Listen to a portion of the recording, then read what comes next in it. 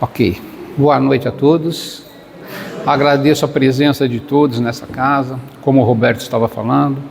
Quando nós apresentamos, viemos na casa, nós viemos buscar algumas respostas às vezes, mas é para nos fortalecer.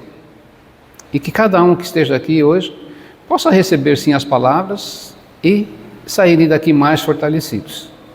Hoje iremos falar sobre o apóstolo Paulo, apóstolo dos gentios. Tá? Ele nasceu numa época, lá Tarso, onde o Império Romano tomava conta. E o que era bom para Roma era bom para o resto do mundo. E Paulo teve a oportunidade de estudar nas grandes escolas da época. Estudava com afinco as obras, o Moisés, as leis mosaicas. Era um doutor da lei. E ele aparece, apenas para nós, conhecemos Paulo no Evangelho de Lucas, quando teve o apedrejamento de Estevão. A Igreja Católica conhece Estevão como o Santo Estevão, o primeiro mártir da religião católica, que ele foi martirizado, apedrejado. Mas até chegarmos aí, Paulo só aparece nesse momento aí em Lucas. A obra que nós conhecemos, temos maior conhecimento, com muito detalhe, é a obra Paulo e Estevão, que é psicografada por Francisco Cândido Xavier, pelo Espírito Emmanuel. Há relatos de que Emmanuel, ao psicografar isso aí para o Chico, ele foi diretamente conversar com Paulo, e Paulo que passou as informações para Chico Xavier, porque é rico de detalhe essa obra. Tá? Então, vou resumir um pouquinho, aqueles que já leram a obra e conhecem vão relembrar, aqueles que ainda não conhecerem, se puderem, encontrem, comprem uma e leiam. Paulo de Tarso, ele estava ali se defrontando com Estevão e ele foi praticamente humilhado porque Estevão era uma pessoa já que estava seguindo a rota crística, tinha Jesus no coração e ele, ao combater com Tarso, com Paulo, ele se perdeu. Era Saulo, Saul de Tarso, que ele nasceu na cidade de Tarso. E nesse momento, aquela revolta, Paulo, como carregava a espada, ele se sentia um doutor da lei, que ele podia fazer tudo, ele manda apedrejar. Então, nesse apedrejamento, quando ia acontecer, Paulo tem uma noiva, que se chama Abigail. E Abigail é convidada para ver esse martírio. Ela não gostava daquilo. E quando está acontecendo o martírio que ela chega, quem estava sendo apedrejado era Gesiel, o seu irmão. E Paulo já tinha se comprometido com ela que iria em busca desse irmão para ela, que eles se separaram devido a guerras políticas em Corinto, eles se separaram e ele foi ser escravo no Manaus. Aonde ele era escravo, ele ajuda a cuidar de uma pessoa que era servo de Paulo, influenciador, que também ajuda ele a sair daquele navio e ele encontra os irmãos do caminho, que é Pedro, e ele abraça a doutrina. E ele começa a ser um grande divulgador da doutrina. E quando ele estava ali sendo apedrejado, a Abigail, a irmã dele, falou que era irmão. E Paulo pede para que interrompa o apedrejamento. Mas o soldado ainda fala, olha, ele ainda não morreu. Mas Paulo afirma, fala, pega ele, separa e ele se despede da irmã. E a irmã pergunta, mas por quê, Como você mudou de nome, o que aconteceu? E ele explica rapidamente e ela fala, mas se apega à vida. Ele fala assim, a minha jornada acabou, mas nós não iremos separar. Eu vivo em Cristo. Em breve nós iremos nos reencontrar. E aí ele morre e ele pede para ela recitar o Salmo de Davi e ele desencarna. Abigail se afasta, Paulo se afasta porque a cabeça dele, a casa dele, a vida dele virou de perna para o ar. Decorre um tempo, ele vai procurar Abigail, ele a encontra, ela já está enferma, com uma tuberculose lá, prestes a desencarnar, e quem cuida dela nesse momento é Raquel e Zacarias, duas pessoas que estão cuidando dela. E falam que ela recebeu os pergaminhos de Ananias e ela se tornou cristã. Estava seguindo Jesus. Paulo fica quieto, mas se revolta. Volta para a cidade dele e no outro dia ele tem a notícia de que ela desencarnou, morreu. Como Paulo, ele fica revoltado, ele acredita que a culpa é dos cristãos. E ele, através de decreto, através daquele trabalho, ele vai atrás e consegue permissão para perseguir e apedrejar, prender todos eles. E ele sai atrás de Ananias, né? Aquela pessoa que converteu a amada dele. E ele, quando ele esteve junto com Estevão, quando estava morrendo, já disse para ele que o perdoava, que não tinha mágoa nenhuma dele, que ele perdoava.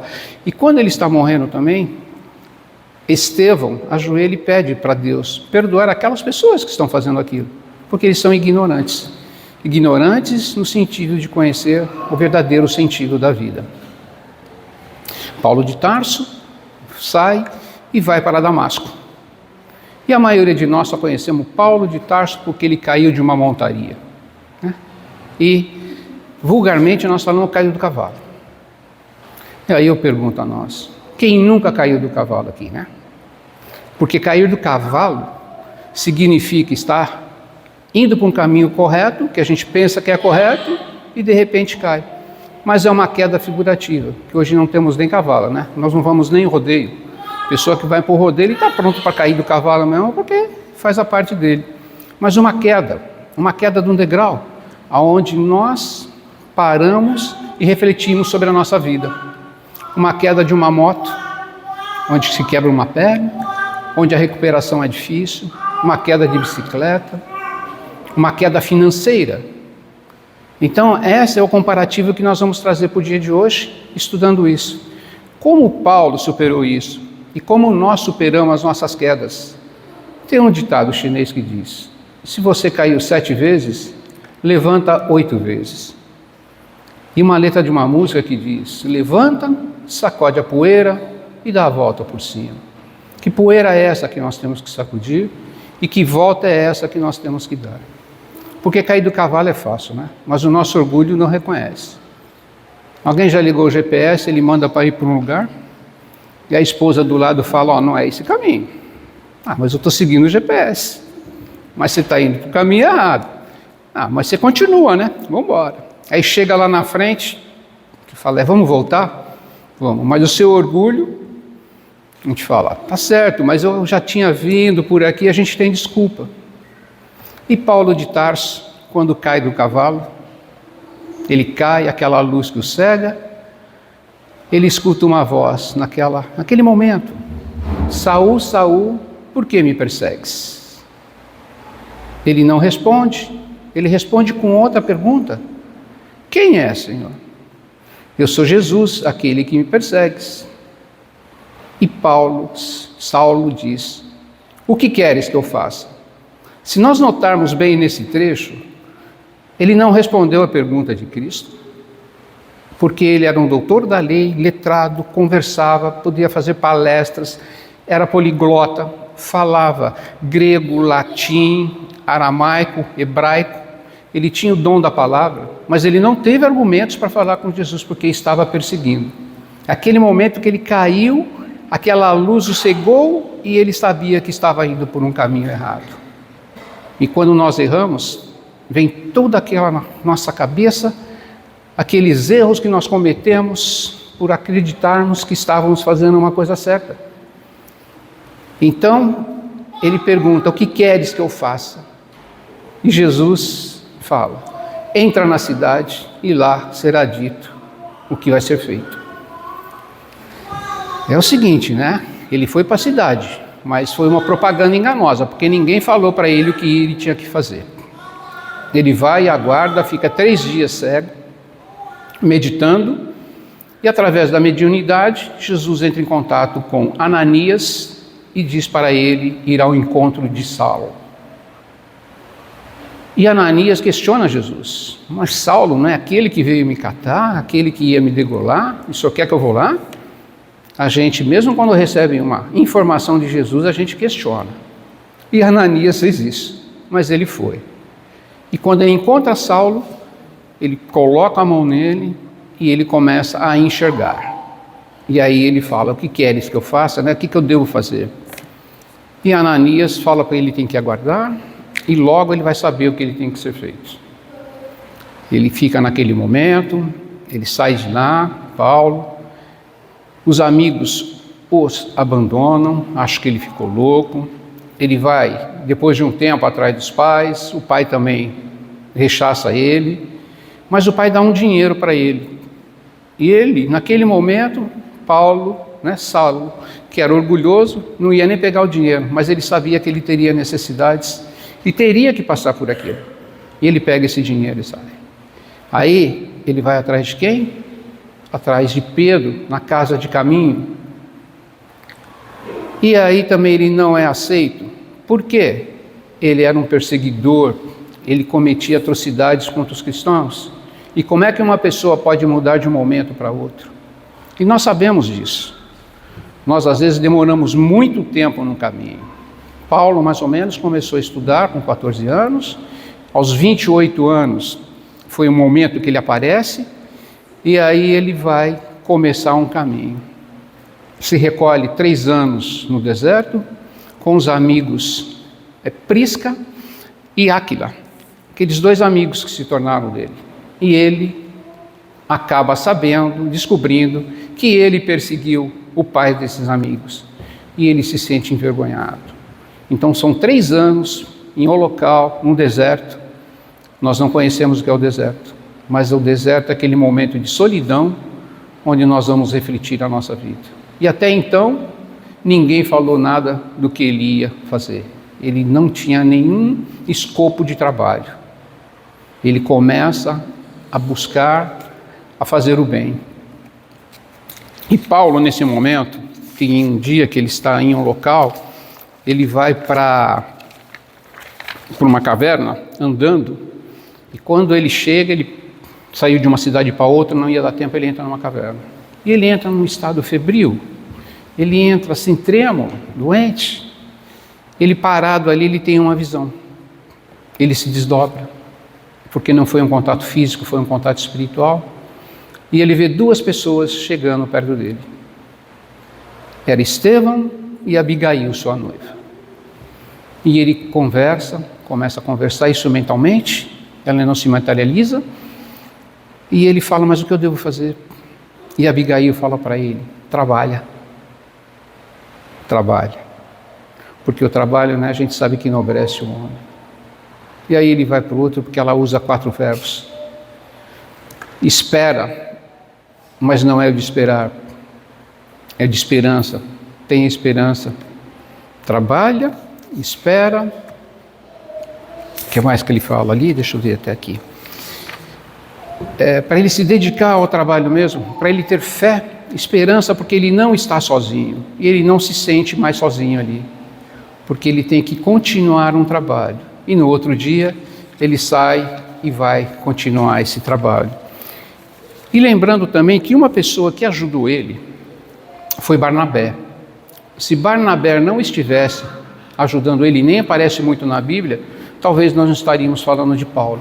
Porque foi Barnabé que foi atrás de Paulo para saber realmente quais eram as verdadeiras intenções dele, o que ele iria fazer, por que ele estava ali daquele modo.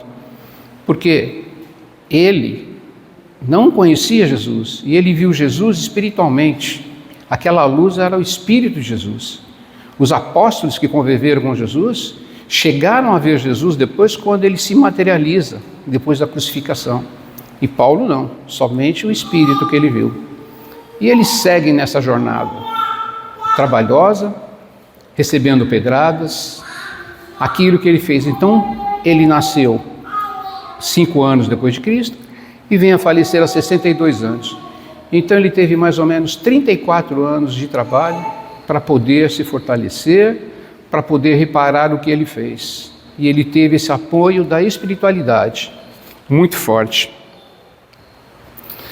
E ele diz assim, pois o que eu faço não é o bem que desejo, mas o mal que eu não quero fazer, esse eu continuo fazendo.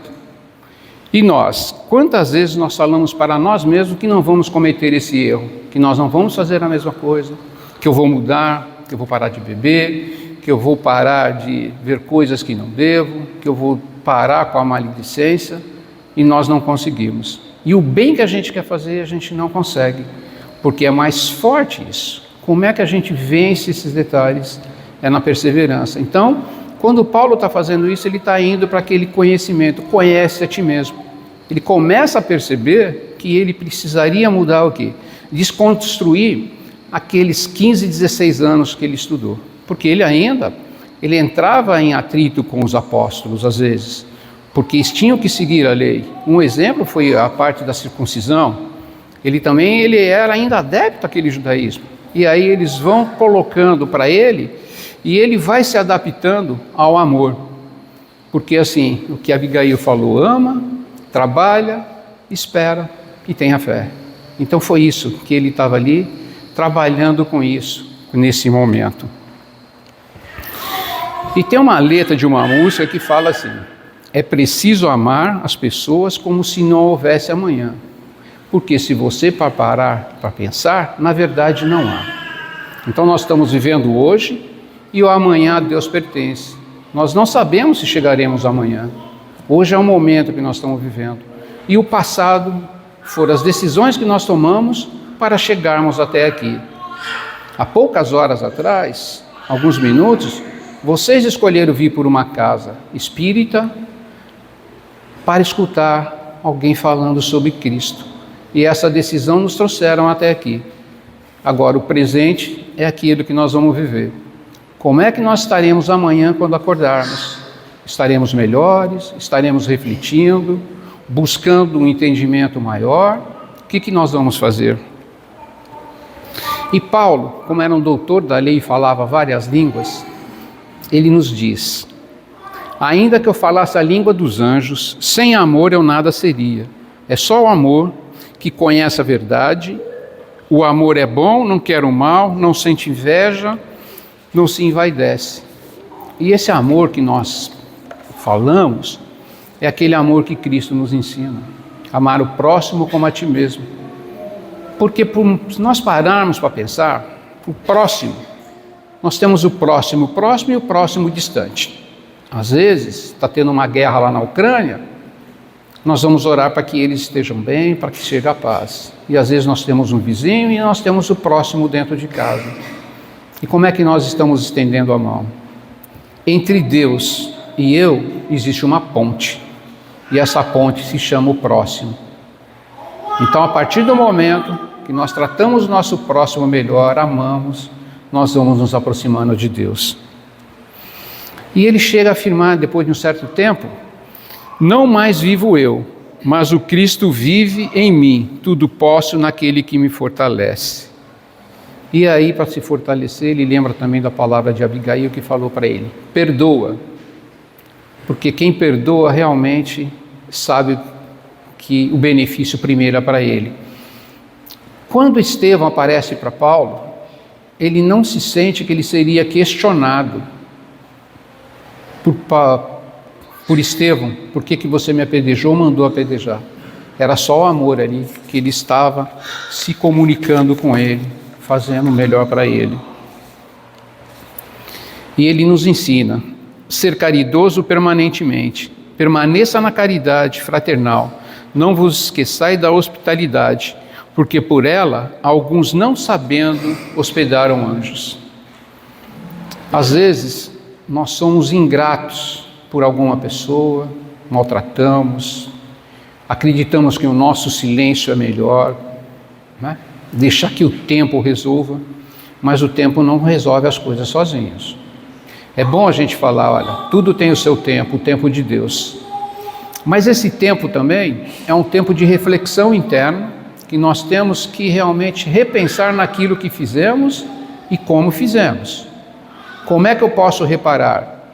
E esse tempo pode ser rápido, pode ser demorado, mas enquanto nós não sanarmos esses problemas, nós vamos estar com uma muleta, carregando um peso desnecessário, porque ainda não tivemos a coragem, a sabedoria de conversar e esclarecer as situações.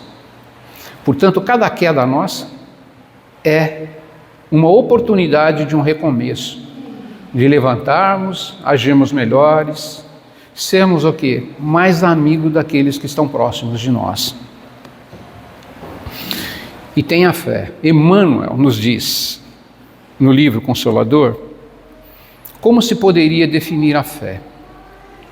Ter fé é guardar no coração a luminosa certeza em Deus. Conseguir a fé é alcançar a possibilidade de não mais dizer, eu creio. Entendam bem, quem tem fé crê. Você não precisa mais falar, eu creio. Mas sim de afirmar, eu sei.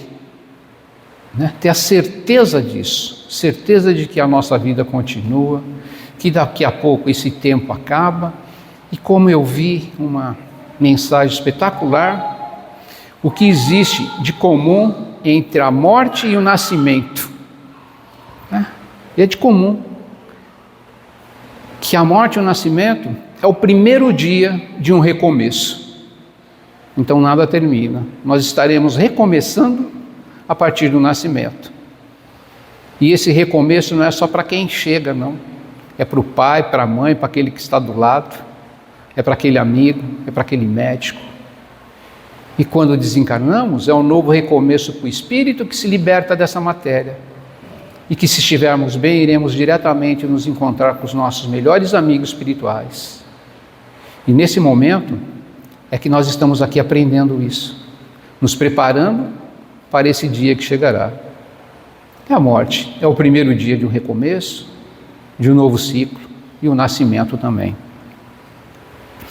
E para encerrarmos, peguei uma oração de entendimento do livro Paciência, que é psicografado por Chico Xavier e pelo Espírito Emmanuel, hoje os dois na parte espiritual.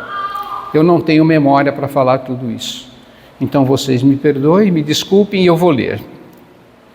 Senhor Jesus, auxilia-nos a compreender mais a fim do que possamos servir melhor, já que somente assim as bênçãos que nos concedes podem fluir através de nós, em nosso apoio e em favor de todos aqueles que nos compartilham a existência.